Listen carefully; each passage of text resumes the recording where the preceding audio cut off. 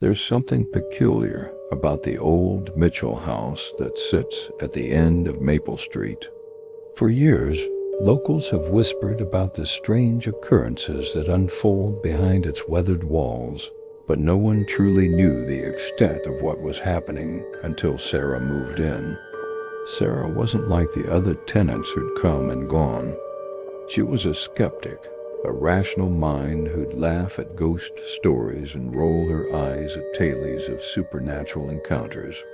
The real estate agent had practically given the house away, mentioning something about previous tenants' concerns, but Sarah saw only opportunity in those vintage walls and creaking floorboards. The first few weeks were uneventful. Sure, there were the usual old house sounds: pipes groaning, wood settling, wind whistling through small gaps. But then came that Tuesday night in October.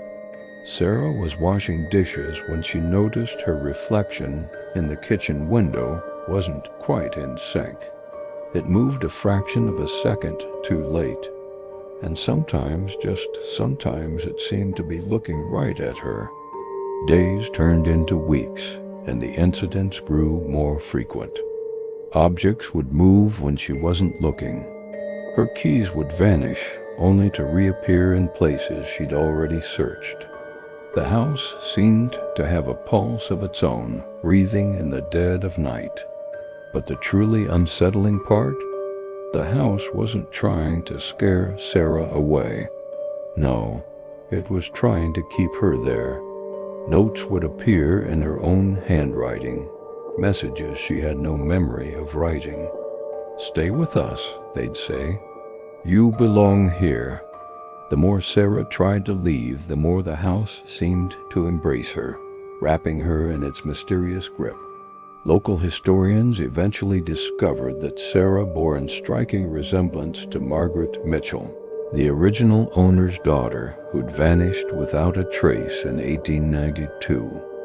Now, people say that if you drive past the house late at night, you might catch a glimpse of two figures in the window, Sarah and Margaret, forever bound to the house that refused to let them go.